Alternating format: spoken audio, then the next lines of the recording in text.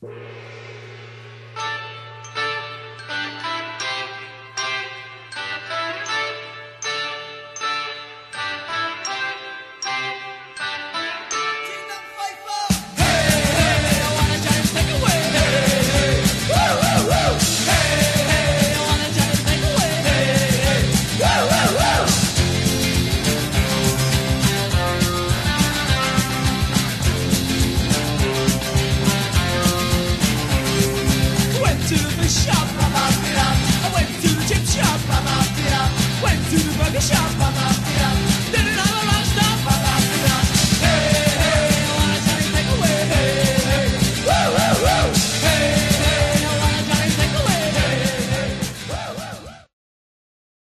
Kris. And Kris. Okay, two of us.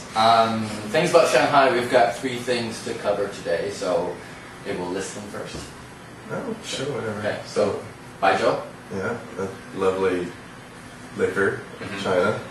And cell phone use in Shanghai, we're going to cover that. And hospitals, something about the ground floor of hospitals in Shanghai. Okay, if you ever need to go, hopefully you don't, but sometimes it's necessary. Okay, so first one, Baijiu. What do you think of Baijiu? Rocket fuel comes to mind, actually. So it's basically, if you haven't experienced it yet, it looks like vodka. Yeah, looks like vodka. But vodka's quite subtle, you know. Vodka coming from like potatoes and other things. But Baijiu's from rice, fermented rice, right? Honestly, I'm not sure. Maybe grain. Could be a grain. It doesn't really matter. It's awful. It shouldn't be. It's terrible. It's mostly the smell, right? Like the taste. It's got a strong aftertaste. It's so strong, so powerful that the next day you wake up and you still have it on you, or it's coming out of your pores or something. Yeah, it comes out of your pores. Definitely comes out of your pores. It's pretty nasty. And, it's the foulest alcohol that you can imagine, actually. You have to shoot it as well. I mean, the Chinese are very, I guess, they're sort of, with their alcohol, very similar to Russians, I guess, in that, okay, if something that they value highly, they'll drink it pure. They won't mix it, they won't water it. Oh yeah, you can't mix it with anything. No. So they have it ruins little everything. glasses. I kind of think it's like Everclear. Do you know what Everclear is? No. That's sort of equate it with Everclear. So anyways, Baijiu is harsh, often around 50 proof, not 50 proof, 50% proof, right? Yeah, at least. It's dangerous stuff. There's a lot of different kinds, and so you know one. Well, yeah. So there's this one that you can buy at the supermarket, or like the convenience store, right? You know, your local convenience store. It comes in a plastic sports bottle. With a little sports bottle. That you can squeeze. Yeah. And it runs you a cool 3 or 4 RMB. Are you serious? Oh. Yeah, that's the thing about alcohol here. There aren't really, as far as I know, taxes on alcohol. So it can be as cheap as 3 and 4 RMB, or like 500 RMB for like a really good quality wuliang. What's it? Wuliang Wuliang Mao Tai. Yeah. Mao Tai is one kind of Baijiu. Yeah, and you can show them. Yeah, we've got it.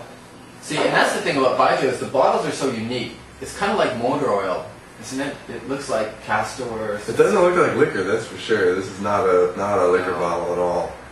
But yeah, you crack this open and yeah, evil stuff. Let the fun begin. So yeah, most foreigners don't really like Baijiu. You will be asked to drink it at some point. You just gotta close your eyes and let the pain ride down your throat. And as quickly as possible, follow it, chase it with something, food, anything. You know. Anything, quickly. Yeah, it's pretty bad.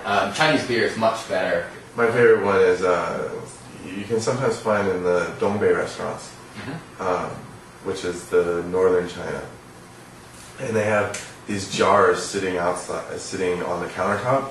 The jars inside are filled with liquor, Baijiu, I believe it's Baijiu, and in the jars are snakes and lizards and scorpions and ginseng and a host of other things. So you get all the flavors from all of them. Oh yeah. I'm guessing. Wow, that's interesting. And it's supposed to be good for sex. It's like a aphrodisiac. Yeah. So. Well, I've got snakes. They're all over it. So let's move on. That's Okay, lots of interesting liquors in China. Stick with beer. Cell phone use. Okay. Cell phone use. So I got a phone. Yeah, I got a phone too. Wait! Wait! Wait! So you've heard this before. If you're in China, the moshi moshi of China, the hello of China is wei, which is really just like when you want to, if you do it on the street, you're just like calling someone, getting their attention. But people, the signal is bad, then people say it extra loud, right? And You gotta talk loud on the cell phone in China. It's just what you gotta do. it's customary, really, because if they can't hear you through the phone, they're going to hear you. It's strange. People are really loud on their phones most of the time. A lot of people, they're just older people especially, they can't get used to the fact that it's not like a normal clear phone or something. Yeah, so they're really yelling and screaming. Normally, coverage here is really, really good, like at the subways. Even in elevators sometimes, actually. Yeah. So it's really good, but way persists, and they'll use it loudly whenever they need to. So volume's good. Volume's good. And you see it on dates. Cell phone use is rampant. People playing games or talking on their phones in a nice romantic candlelit sort of dinner setting. Yeah. Cell phones everywhere, always. Yeah, there's never a bad moment to take a call. It's weird. You could be in a job interview and they'd be answering their cell phones. Oh, that frustrates me to no end that during meetings, right? Somebody will be giving a presentation at a meeting at work and their phone will ring and they'll take the call. Yeah, they're giving a presentation at work. There's some interesting things that they've tried to do at movie theaters, or they try to make a joke of it, get people to shut off their cell phones.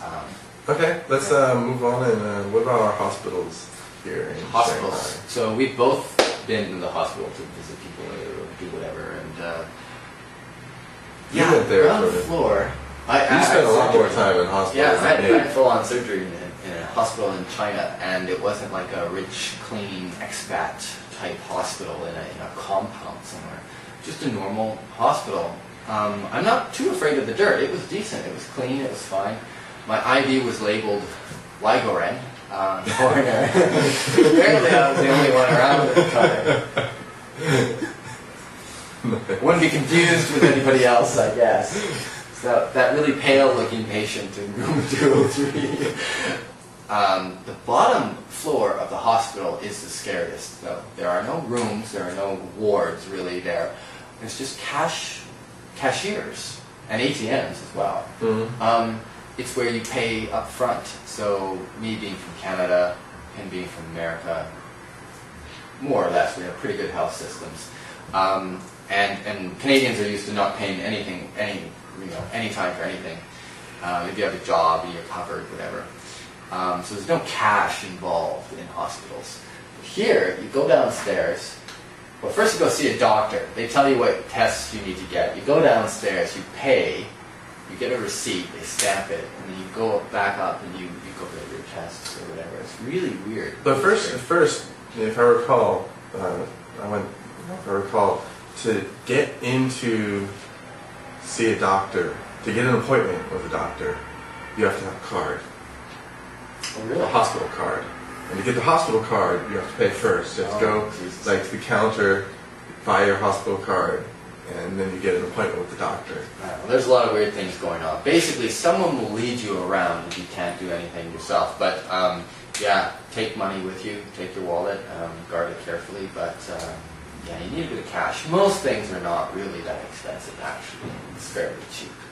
But it depends which hospital you go to, maybe. I guess that's it. That's our 3 topics for the day. So, a bit of advice on hospitals and what to expect when you go there, how annoying cell phones are, and Baijiu. Enjoy. Stay away from Baijiu. Yeah. Don't drink it.